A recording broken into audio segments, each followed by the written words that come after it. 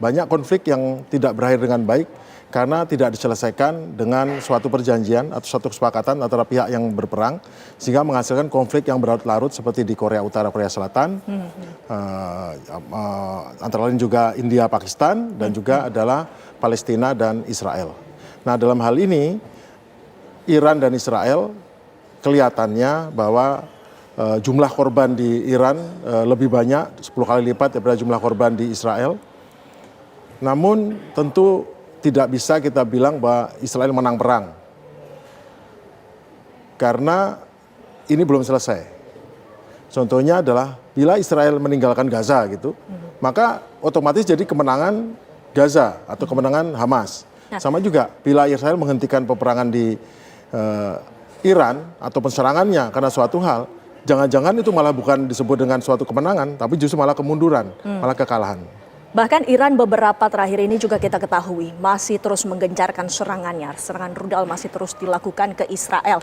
Iran ini sempat juga menyentuh markas Mossad. Apakah menurut Anda Iran ini juga sudah memiliki target serangan yang jelas? Semuanya berdasarkan dari data intelijen. Israel memiliki yang namanya disebut dengan Mossad.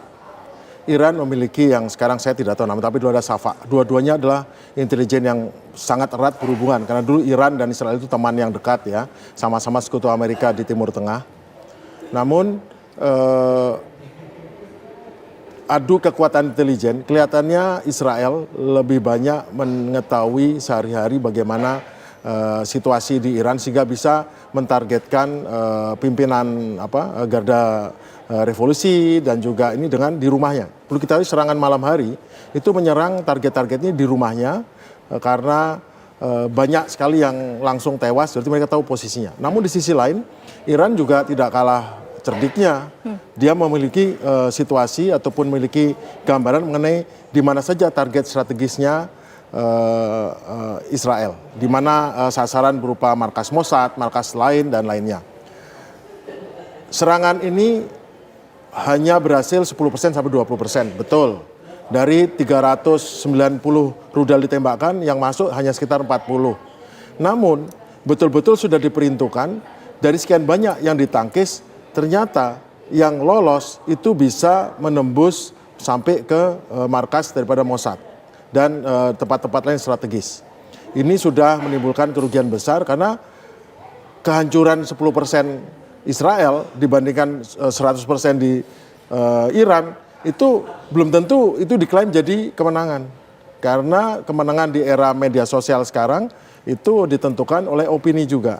Jadi itu yang perlu kita perhatikan. Berbicara tentang media sosial, Donald Trump juga telah mencuit di X bahwa menyarankan agar Iran menyerah unconditionally.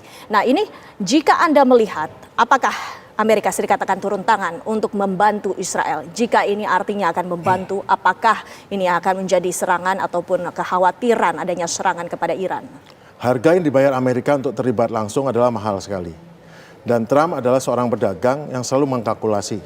Dia menarik pasukan yang terlibat di banyak negara. Dia menghentikan daripada agen-agen atau badan-badan yang digunakan Amerika untuk melaksanakan hal-hal untuk mempengaruhi negara lain. Itu berarti bahwa betul-betul perhitungan ini apakah betul-betul untuk kepentingan Amerika saat ini atau tidak. Dan tentu saja juga dia akan dihitung. Kalau membantu Israel apakah itu akan menguntungkan Amerika atau tidak.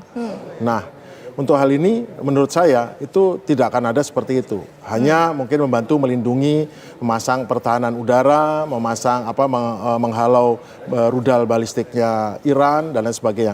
Namun tentu Amerika tidak akan gegabah untuk terjun. Karena harga yang harus dibayar adalah berat. Iran adalah negara bukan negara lemah. Dan dia bukan negara Arab, itu negara Parsi yang penduduknya sudah sangat terdidik. Kemudian negara dengan penghasil minyak terbesar ketiga di dunia dan juga sudah menguasai cukup teknologi tinggi. Tentu harapannya dalam setiap konflik adalah setelah konflik selesai, pihak konflik itu menjadi kawan. Tidak ada yang akan pingin terus-menerus jadi musuh daripada Iran. Kalau negara kecil diinjak bisa, tapi negara sebesar Iran itu akan lebih rugi kalau dijadikan lawan terus-terusan.